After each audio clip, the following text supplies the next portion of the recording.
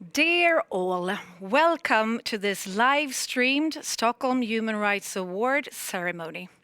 I am Mia Edwall Insulander and I'm the Secretary General of the Swedish Bar Association. Due to the coronavirus pandemic situation, the 2020 prize ceremony was unfortunately cancelled last year. Since the pandemic still has not released us from its grip, and the laureate therefore is not with us today, unfortunately, in Stockholm in person, the prize ceremony is held like this in digital form, which you are now attending. You are very much welcome. We will start this ceremony soon by listening to Rebecca Fjällsby singing and Karin Haglund on the piano. They will be performing Seguidilla from the opera Carmen by Georges Bizet. And afterwards, I will present to you the laureate of the Stockholm Human Rights Award and put her important achievements in the center of attention. You will also be able to listen to the laureate herself and also a very interesting interview with her by Mr. Mark Ellis. And also there will be some more music during this ceremony. Approximately this digital ceremony will last for 1.5 hours. So please enjoy and listen to the music.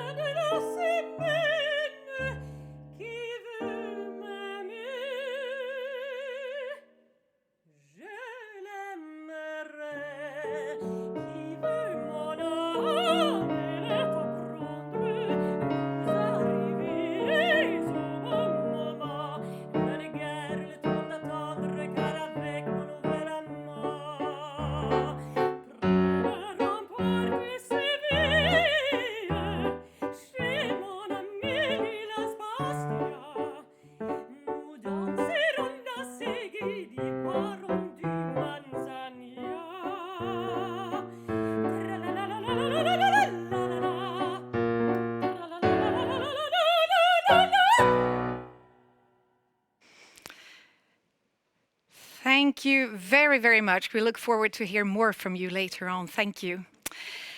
Honored laureate and dear all watching this ceremony, it is a great pleasure and privilege for me to welcome you all to this live-streamed Stockholm Human Rights Award ceremony 2021.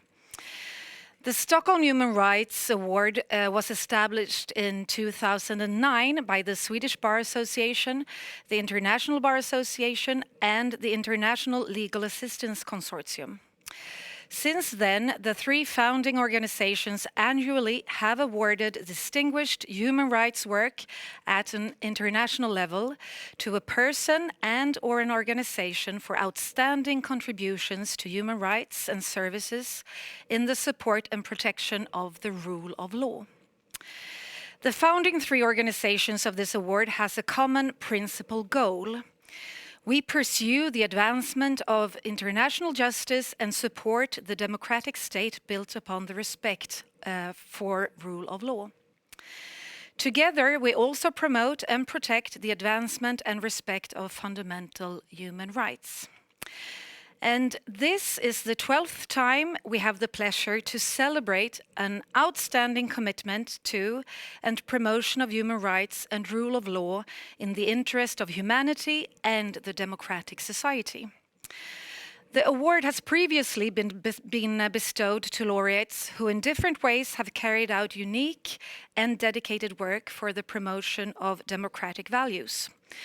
Former recipients of the award are, for example, Mr. David Miliband and the humanitarian aid body, the International Rescue Committee, 2019, Judge Thomas Burgenthal, 2018, and the International Criminal Court, 2017, just to mention the last 3 years' laureates. But this year's laureate, the 2021 recipient of the Stockholm Human Rights Award, is Miss Hina Jilani. Today, joining us from Pakistan, Lahore, and we're very, very happy, Hina, that you are able to join us here tonight from Pakistan. I will tell you a little bit about Miss Hina Jilani's important work. She is a pioneering Pakistani lawyer, pro-democracy and campaigner and civil rights activist. Ms. Jilani is active in the movement for peace, stability, and human rights. Ms. Jilani is active in the movement for peace, stability, as I said, and human rights, and she specializes in human rights litigation and is especially concerned with fundamental rights for women, children, and minorities. Ms. Jilani grew up in Pakistan, where her father was a politician and also an outspoken critic of the country's military dictatorship. Injustices and human rights abuses witnessed firsthand by Ms. Jilani sparked a lifelong commitment to promoting human rights and democracy in Pakistan and around the world. Ms. Jilani, she has said, "I always had this feeling that if you see injustice, you have to speak out against it. Otherwise, you are not in a position to complain." Ms. Jilani started practicing law in 1979, and in 1980 she founded Pakistan's first all-female law firm in Lahore, providing legal aid to women. Gradually, the practice grew to also include legal education, research, and protection from exploitation. To give you another quote of Ms. Jilani, which I believe unveil the true driving force behind her passionate work for the vulnerable and outcasts, she has said, "It was anger against state-sponsored injustice that forced me to enter courtrooms in the 1970s. For all these years, I have retained the outrage, so I have been able to fight for human rights." Ms. Jilani was appointed advocate of the High Court of Pakistan in 1981, 7 years after completing her law studies. In 1986, Ms. Jilani also set up Pakistan's first legal aid center, going on to conduct many landmark cases and setting new standards for human rights in Pakistan. Her focus has always been the most vulnerable in the society. In the same year, the Human Rights Commission of Pakistan was established with Ms. Jilani as one of its founding members. And today, this commission has branches throughout Pakistan and is the most renowned national body for the monitoring of human rights violations. She's also one of the founders of the Women's Action Forum, a group campaigning against discriminatory legislation. In addition to providing pro bono legal aid, Ms. Jilani in 1990 co-founded Dastak, a shelter providing free legal counsel and support to women fleeing gender-based violence. Dastak also raises awareness on issues such as domestic abuse, child marriages, and honor killings. In 1992, she was appointed advocate of the Supreme Court of Pakistan. Cases she has conducted have on numerous occasions become landmarks in setting standards for human rights in Pakistan. For example, her battle for the rights of children, especially the protection of child laborers engaged in dangerous work, led to the promulgation of an act regulating the employment of children. Ms. Jilani has also held a number of positions within the United Nations. In the year 2000, she was appointed the first special representative of the United Nations Secretary General on the situation of human rights defenders, a position she held until 2008. Ms. Jilani has also participated in formal and informal expert group meetings of the UN human rights bodies. And furthermore, she has represented UN agencies like UNICEF and UNIFEM at regional and international meetings and conferences. In 2013, Ms. Jilani joined the Elders. That is a group of independent global leaders founded by Nelson Mandela. Their vision is to work together for peace, justice, and human rights, and to promote ethical governance, to resolve conflict and address its root causes, and to challenge injustice. She also serves as president of the World Organization Against Torture, as co-chair of the World Refugee and Migration Council, and as co-chair of the Task Force on Justice. In 1999, Ms. Jilani was awarded the Human Rights Award by the Lawyers Committee for Human Rights, and in the year 2000, she was honored with the Amnesty International Genetta Sagan Award for Women's Rights. Ms. Jilani's work and success as a human rights lawyer has unfortunately also come with a high cost and put her at great risk. As a result of her work in the field of women's activism and protector of human rights in Pakistan, Ms. Jilani has been arrested, received death threats, and faced hostile propaganda, public abuse, and murder attempts on herself and her family. But despite this, she continues to live and work in Lahore, where she remains committed to social change and the human rights movement. From this short description of Ms. Jilani's remarkable achievements, it is obvious that Ms. Jilani is a true pioneer, and her work and battle is an inspiration for all of us who believe in democracy, who believe in the rule of law and equal opportunities for all citizens of the world. Ms. Jilani's accomplishments are numerous and groundbreaking, inspiring people both in Pakistan and all over the world. And as I said when the laureate was announced, I feel the highest admiration for Ms. Jilani as a fellow lawyer, a woman, and also as a human being.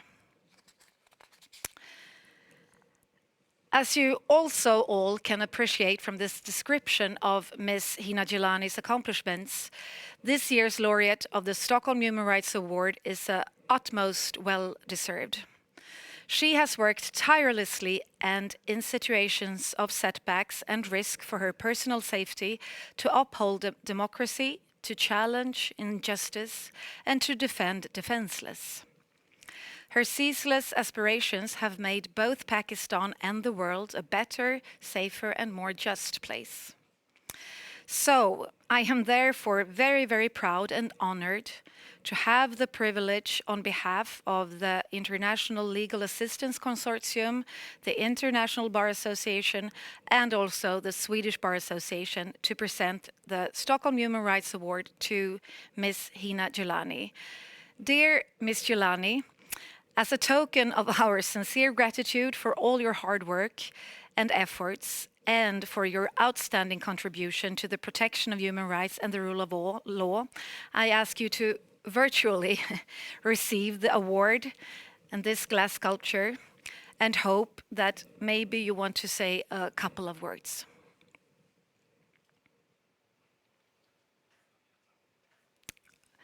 Oh, wait. Let's hear if we can have some sound. Thank you very much. Now, yes.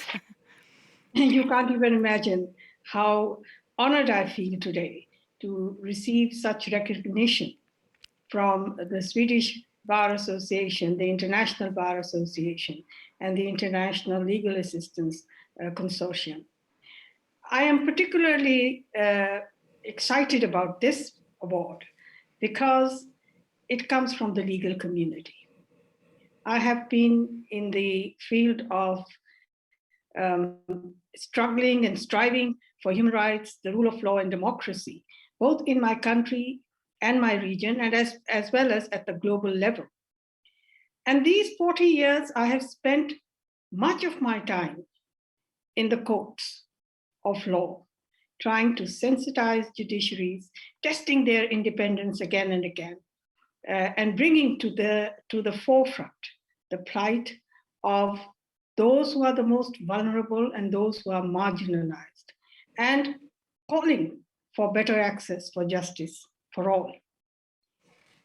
I have, as a human rights defender, had to choose the forum for my struggle. Sometimes it has been the streets, where obviously, as a human rights activist and defender, we have had to confront a lot of brutality, sometimes torture by the police.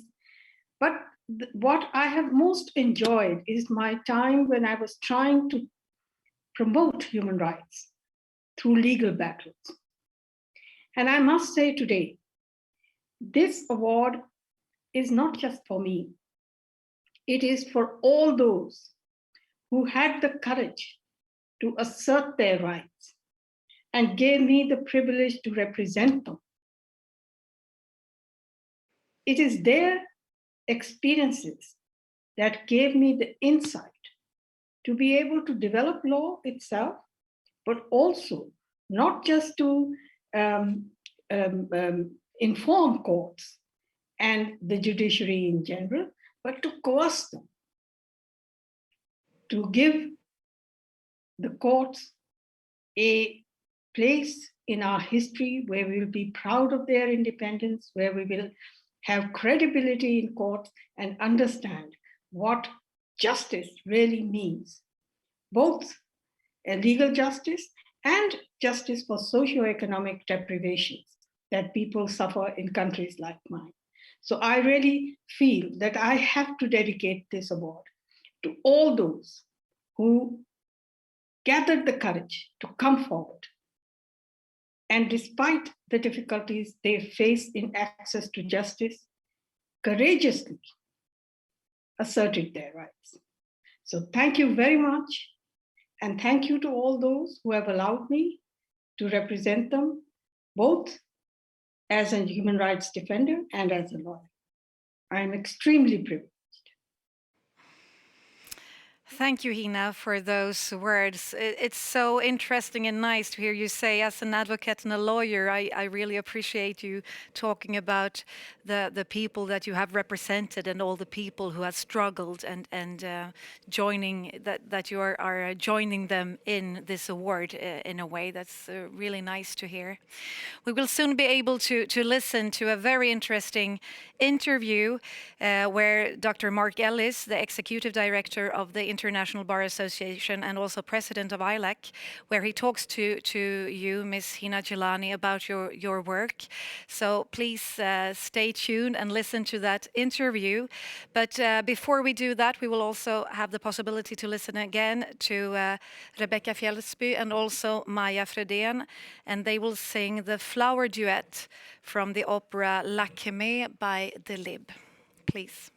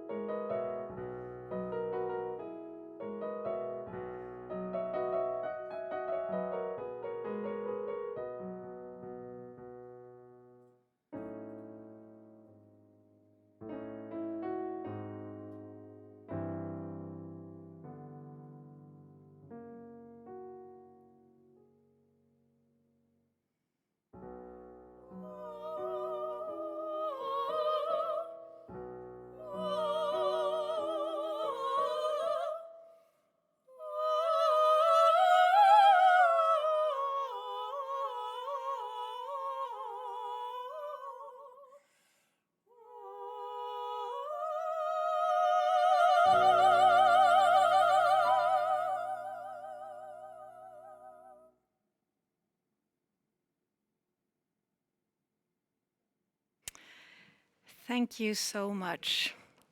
I'll give you an applaud here by myself in Stockholm. Hina also, thank you. So beautiful. Now we will have the opportunity to listen to the interview where Hina is being interviewed by Dr. Mark Ellis. Hina, I want to congratulate you again on such an acknowledgement. You are following a long line of recipients of the Stockholm Human Rights Award, and I cannot think of anyone more deserving this year than you. So again, congratulations on behalf of the selection committee and behalf of the organizations behind this. We're just so proud and honored to have you with us tonight, and also to be able to acknowledge your wonderful achievements as such a remarkable human rights advocate. Thank you so much, Mark. As you can imagine, I'm absolutely thrilled. Yeah. And I apologize that we're, once again, we've got some limitations because of the issue of COVID, but we felt it was really important this year to proceed with this ceremony. And I hope that we can all gather again in person. What seems to be an endless period of time and waiting for that moment, but I'm hoping that comes to pass. So yes, so am I. I was so looking forward to a real ceremony, but this will do. Yes, we'll make this special as well. So anyway, this is great. You know, I because of everyone, you're well known, not just in Pakistan, obviously, but around the world as a remarkable human rights advocate. And I think I just generally, when we meet people who like you, put yourself in the front line in advocating and supporting human rights and the challenges that you face. Where does that, where does that energy come from? Where does that passion and compassion come from for you to be able to present yourself in this way as really one of the remarkable human rights advocates? Because that's a difficult thing to do. So what brings you? What are the extraordinary circumstances that have brought you to this point? Well, actually, no extraordinary circumstances, except that when you look around and you live in an environment where there is injustice, there is repression. I don't think that any person that has a conscience and is, in a field that I was working in as a lawyer, I don't think that I could turn my face away from these situations and not do anything. So in a way, I always feel that people like me have no option. And therefore, obviously, we have to engage with these situations. We cannot ignore them. We cannot neglect them, because there is so much suffering that comes as a consequence of repression. So I think I was living in an environment, I was young enough to have the energy, and I was outraged enough to confront those situations. So that's, I think, what pulled me into this field of human rights and human rights lawyering. And is it when you talk about that, being in that situation, I suspect so often for human rights advocates, it really comes down to the people you meet, the people that you're trying to defend in the circumstances that they're facing. And so often they don't have a voice, they don't have a representative. And is this what drives you, this kind of compassion when you see something that is unjust? You feel like you need to respond. You have, as you say, that responsibility to respond. Yes, it's I think it's not just a responsibility, but a sense of urgency that drives you to respond to these situations. I think, in a way, was influenced by the background that I come from. My father was a politician fighting against different military regimes in my country. He was, throughout my childhood, he was always in prison. So this compulsion to speak to the truth to power was always there. And especially in a situation where there are not too many people who are speaking out. So I do believe that that was also something that influenced my behavior or my conduct or the way that I dealt with repression. Well, that's fascinating, because when you're saying you're in a situation where not many people are speaking out, which places even greater pressure and focus on the individual like you who decides to speak out. And that to me is even more extraordinary. I suspect it's easier when you have many people that are speaking out, but when you're the lone voice, that's pretty remarkable, I think. You know, I also think that it's not something that you do easily. There were, of course, challenges. There are frustrations. There are times when you feel that this loneliness is dangerous, and you try and get more and more people to come to your side and to express the same ideas or ideologies that you are fostering, like the ideology of human rights and the ideology of rule of law, and kind of compulsion to speak about democracy and preservation of democratic institutions. So I do believe that it's not easily done. And people like me, myself, but included, we have suffered a lot because of that. By suffering, I don't mean that something that I actively felt was a suffering, but these are consequences that we know about. We do well-informed activism. So we are well informed that the consequences are there for the kind of work that we do. And we learn to take the consequences. I've been to jail, I've been beaten on the streets, I've been called all kinds of things. My work has been vilified, my credibility, there have been attacks on my reputation and credibility, but nothing succeeds because the work that I do and the human rights defenders like me and lawyers like me do has so much relevance to people's needs, people's right to access to justice, that I don't think that these attacks really mattered in the long run. Well, again, this is in the sense of describing the challenges that you face just as an individual who stands up and decides to become this human rights defender, as you say. But how there seems to be additional pressure directed at human rights defenders, and that comes from the state, the media, powerful interests that really see people like you, human rights defenders, as those that should not exist on that. So how do you counter the larger forces, the state or state media, or these powerful interest groups, when you're really just trying to push against that? And that's it seems to be a very thick and very tall wall to push against. I think it's really persistence and some kind of confidence that what I am saying, what I believe in, is the right thing to believe in, and that makes us go on and sustain the struggle. I also think that my end goal is never success. Of course, we all want success, but my belief is in my own struggle, because I feel that if there is struggle, there is hope. If there is no struggle, then there is no hope. So in my sense, the most critical and important thing for human rights work is a belief that you keep on making the effort. And believe me, that the sense that we persist in our efforts has won a lot of victories. I know I started 40 years ago, and especially on the women's rights issues in Pakistan that I was working with, and also at the international level. Women were able to forge a global women's movement on issues of violence, on issues of discrimination. In Pakistan, for instance, this is a very, anti-women, let's say, society, and the state has not helped us very much either, because it has always appeased certain lobbies that have justified violence or discrimination on the basis of religion or culture or tradition.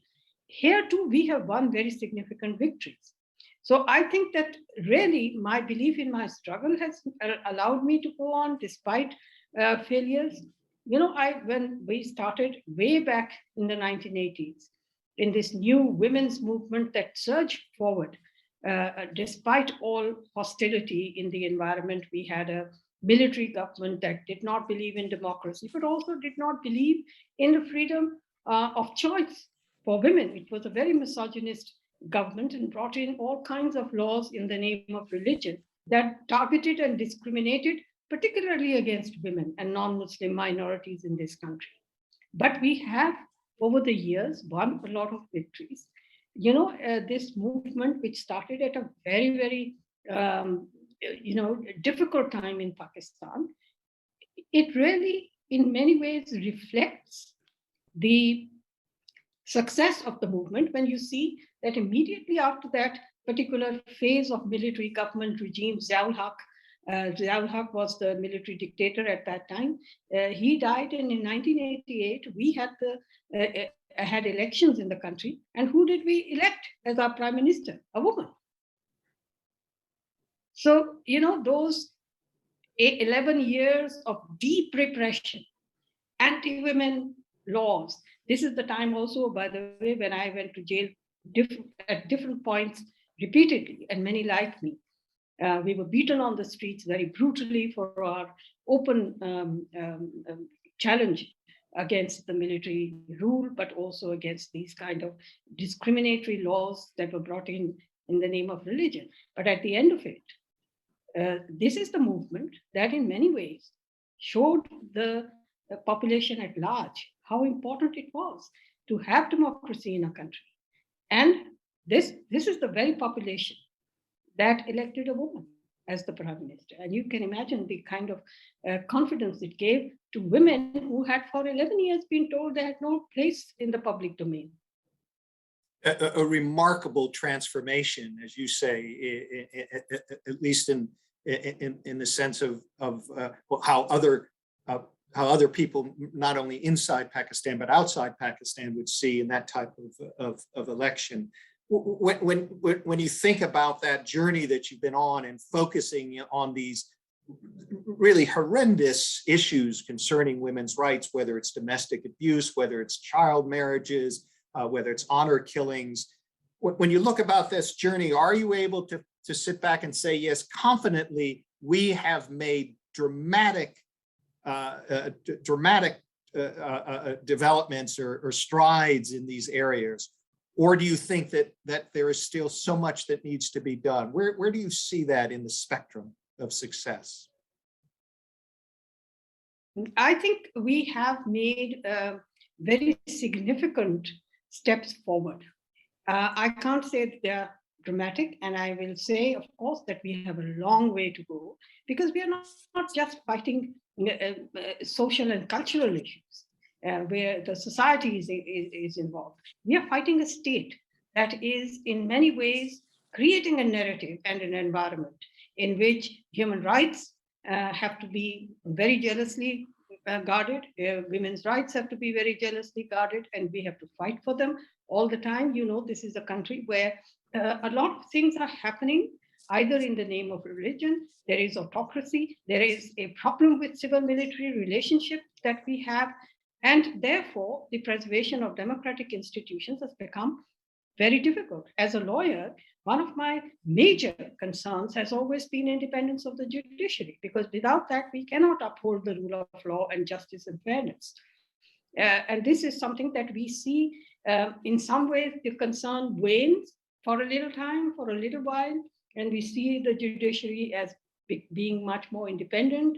But then suddenly we see the waning of that as the military dominance increases or civilian autocracy increases. So we have, always to be on our guard. So it's never been an easy road to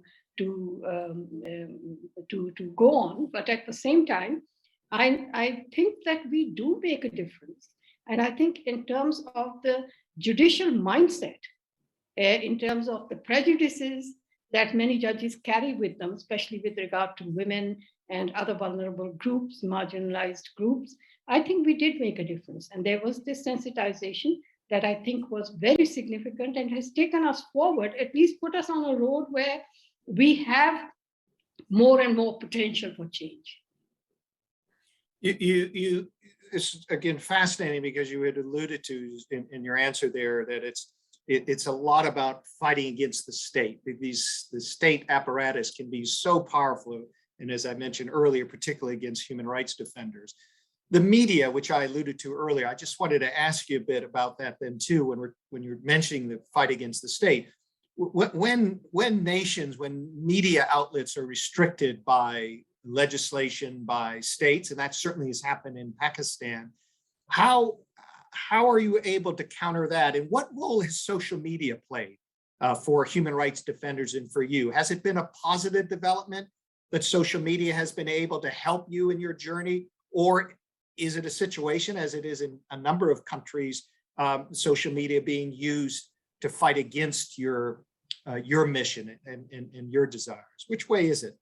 Well, as far as the social media is concerned, yes, there are advantages, but I would say there are more disadvantages that have been created for us by the use of the social media by forces that have much more resources, much more time, and much more opportunity of targeting human rights work and human rights defenders. So I don't think that that's been so advantageous for us. And another thing that I have always kind of felt the social media has created for us is I'm a very old-fashioned person. And when I organize protests, I like to see people there physically. And I feel that we have a much more gravitas with our cause when we are there. Social media has allowed many well-thinking people who have supported causes of human rights to vent their feelings on the social media. And when there is real need for their presence on the street, to make it visible to the so-called forces or even governments, that there is a challenge to a particular narrative that they are promoting, then I think I do miss people who concentrate on the social media and are not willing to be seen. So these are things that I think the social media has done for us. But let me give you a little idea of what freedom of speech has meant for Pakistan. Pakistan's journalists have been in the forefront for the fight for human rights and democracy and the freedom of speech. And whatever freedom that we were able to win, we won despite governments rather than because of. Unfortunately, again, there is a period in our current situation where the freedom of the media is so well targeted that the powers that be have used every kind of repressive measure to silence the media or to control it and regulate it in a manner in which the truth never comes out. And so much censorship is happening. Journalists are disappeared. Journalists are subject to all kinds of mischievous prosecution and persecution. And it has become very difficult for the public at large to depend on the media to give you the access to information. So this is again a time when the journalists are fighting back. This time, of course, the human rights organizations and civil society is very much behind what the journalists are fighting for, and that is their right to do their job, not just with freedom, but also without fear. So these are some of the things I think are true of Pakistan today, and it is one of the most critical human rights issues in Pakistan. You alluded to, again, to an area I want to ask you something about, because talking about journalists playing such a major role in supporting human rights defender, what seems to also be kind of a thread through this whole process of advocacy on human rights seems to always be civil society. That civil society, if you don't have a strong base of civil society, then it seems to me that advocating for human rights and supporting somebody like you becomes much more difficult. How strong now do you think civil society is in Pakistan? And is this also an attack often created by the state to weaken the voice of civil society because of how important that voice can be? I think the civil society in Pakistan is strong. And the evidence of that is the backlash that is coming. The state understands that the civil society now is in a situation or at a level where they can influence public opinion. And as soon as they detected that the strength of the civil society, they have now tried to close the space for civil society at the moment, not just in Pakistan, and I think all over the world where there are authoritarian regimes, and there are many today in the world, where the space for civil society is deliberately being narrowed in order to weaken it as a countervailing force against the power of the state. So these are some of the things I think that have happened. They have also happened in the past. That doesn't disturb me a great deal. The only thing is that by the control of the media, other kind of mediums for the freedom of movement or the freedom of speech in terms of being able to discuss and exchange views, our ability to speak out and be heard is now a little dimmed as compared to some of the times in the past. So I do believe it's a challenging time. It's a moment where we do have to strengthen ourselves a little more and get more capacity. But that capacity building is not necessarily because we are weak, but because we need to bring people together again. The worst thing that any government or any of the non-state actors that are attacking human rights, the worst thing they can do is create an environment of mistrust. And I think that environment today, where people are either cynical, frustrated, and do not trust each other, that makes a very bad environment for getting movements together, for feeding the movements through your work on human rights. And that's what I think is a bigger challenge for us. Well, it kind of continuing, I want to push back a little bit on this civil society thing, recognizing that you've said how important it is. I concur with that, the voice of civil society. You've alluded to the need for greater cooperation, I think, for a more systematic, perhaps, approach from civil society. I came up on a quote you were talking about saying internationally, nationally, locally, there is a panoply of people and organizations involved in some way in providing justice.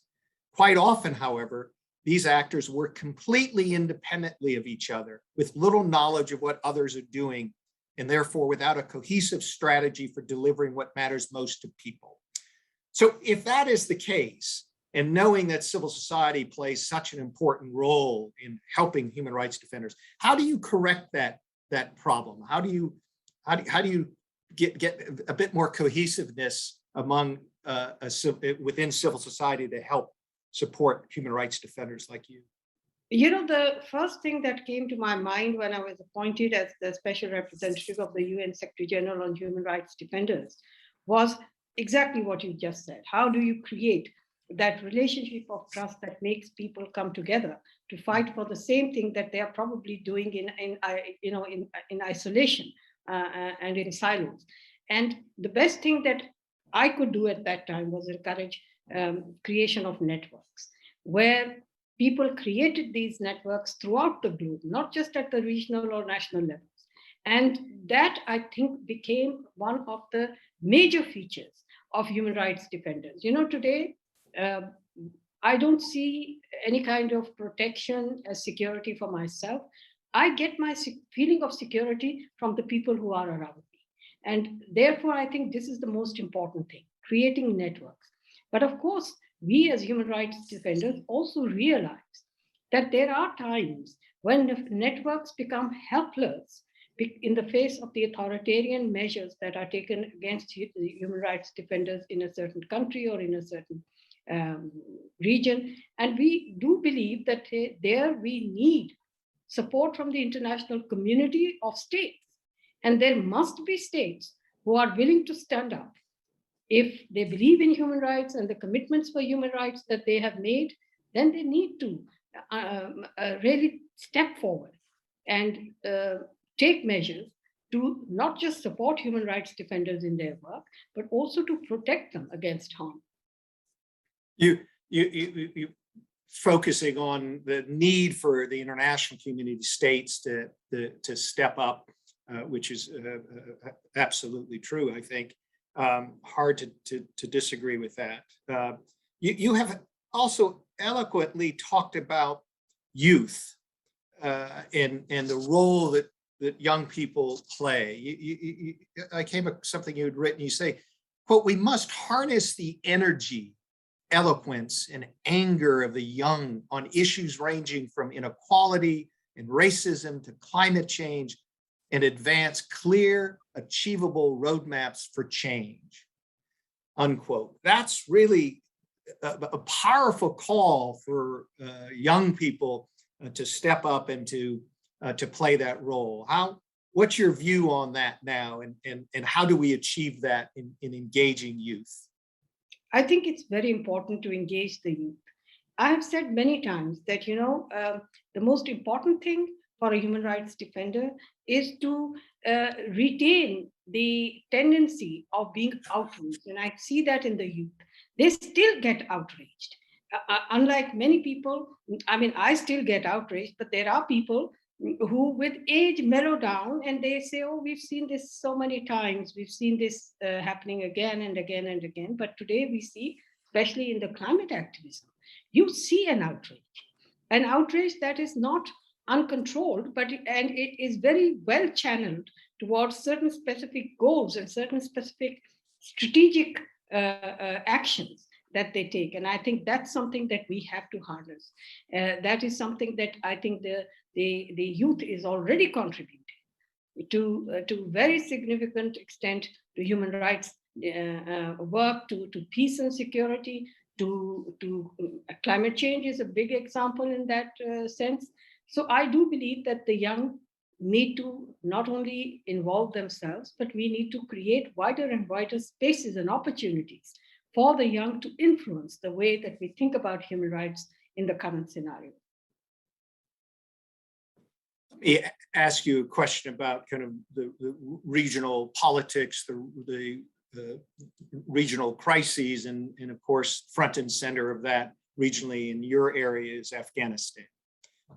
With the Taliban now in control of Afghanistan, your focus in the sense of particularly on women's rights, this must be a depressing sight for you, because there is no doubt that under the current leadership, Taliban leadership, that women's rights are being rolled back and undoubtedly it may very well disappear.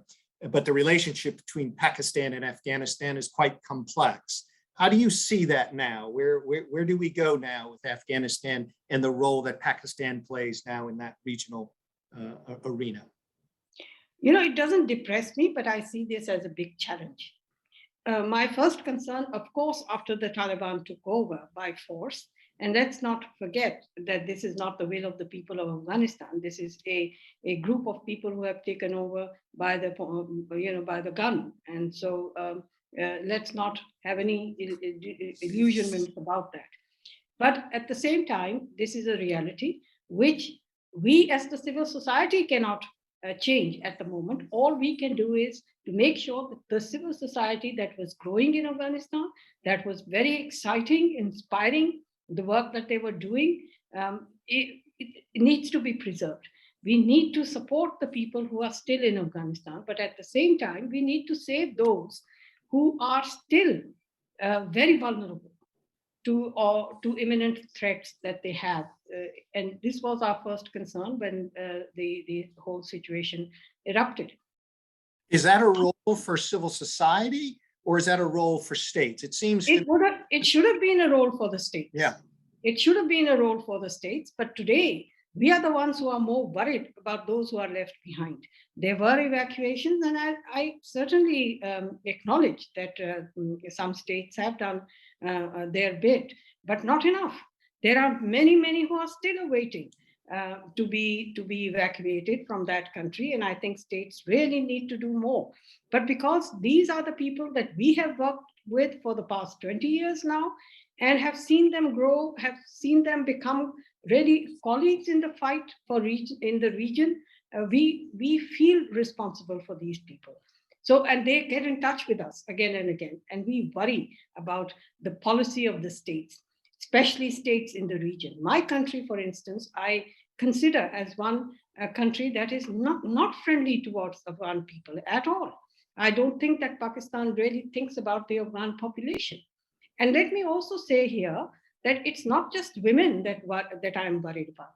I am worried now that religious extremism and authoritarianism are now going hand in hand in this region. You look at India, you look at Pakistan, you look at Afghanistan, you look at Sri Lanka, and we are watching that trend growing.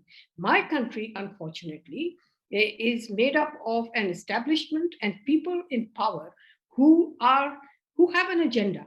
And one of the points in their agenda is to use the Afghan Taliban to get some kind of supremacy in the region over other countries in the region who also have no good faith towards Afghanistan, I admit. But at the same time, I don't like what Pakistan is saying about the Taliban or claiming victory when Taliban take over without showing any concern for Afghan population and especially the vulnerable people, because Pakistan closed its borders and had no compassion for those who felt insecure to come across.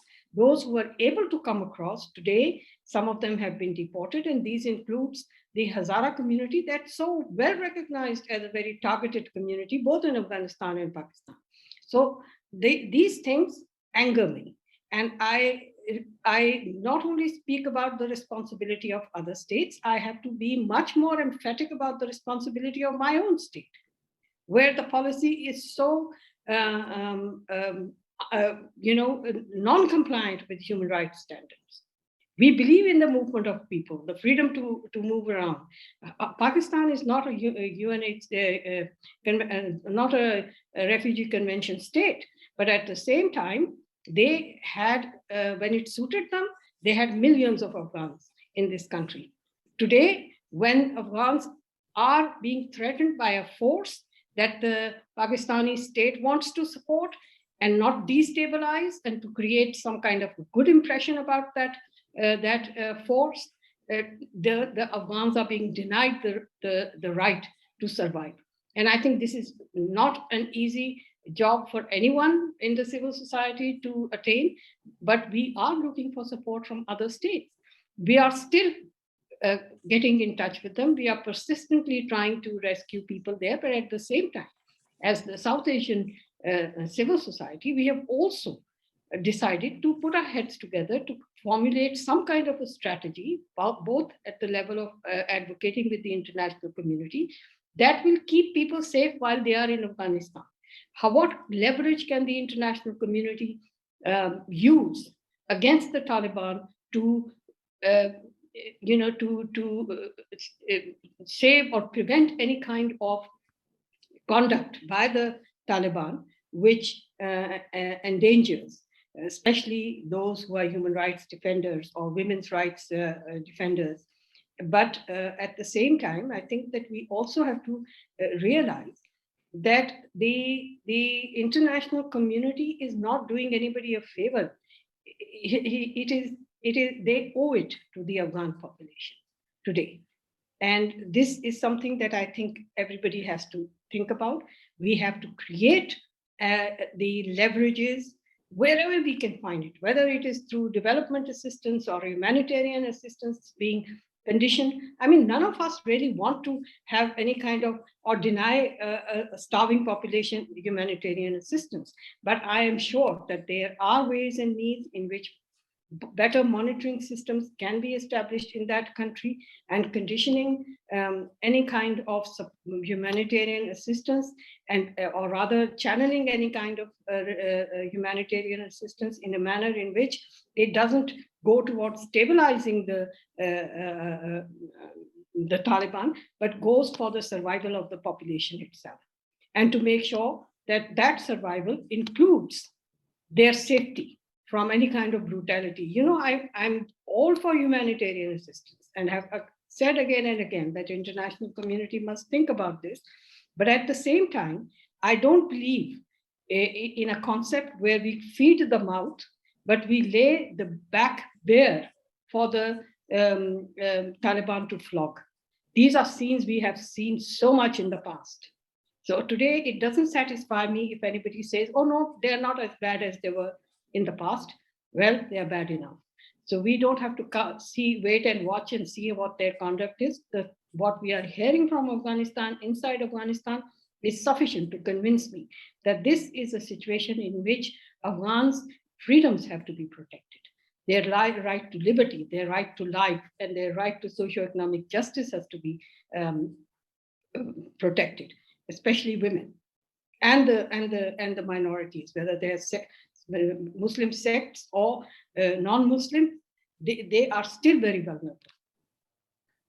This is as you again eloquently describe. I think this is undoubtedly a crisis that has just started and will get worse as we go forward. And you've reiterated this role that civil society, and I congratulate you and your colleagues for speaking out and assisting in such a manner. Even my organization, the International Bar Association, has been actively engaged with evacuations and support inside and outside Afghanistan, including people that are evacuated and trying to be resettled. But I continue to question, as you just did, well, what is that the roles that civil society should be playing in such a significant way? Where's the states? Where's the international community through nation states? They seem to abandon the situation, and that's quite sad. But that is, I think, the reality as you're describing it too. You were involved. One other regional point I wanted to ask you before we try to wrap up, but something that I think is extremely important. You were brought in as part of the elders, this very prestigious group of leaders in the world. And I read where one of your first missions, maybe your first mission, was to Myanmar. And that too is a country that is going through a dramatic crisis right now. How do you feel about that, and what are your thoughts or suggestions about what needs to be done in order to counter the rollback of democracy and the rule of law that we're seeing in Myanmar right now? You know, frankly, I wasn't surprised at what happened in Myanmar. I was there in Myanmar just before the elections, when Aung San Suu Kyi was contesting those elections. And I was really amazed at the kind of support that people had for democracy in that country. And even after so many years of military rule, people were enthusiastic for democracy and were willing to come out and vote. Unfortunately, I think the international community, they are not aware that the military never lets go of power. And I saw even at that time, the kind of engagement there was with the Myanmar military. And I met many leaders from amongst the international community during that period. And they were so euphoric about the role that the Myanmar military was playing in bringing back democracy after so many years. And I kept thinking, are these people, are they don't read history of other countries? I come from a country where there has been a military dominance for the past 70 years that we've been in existence.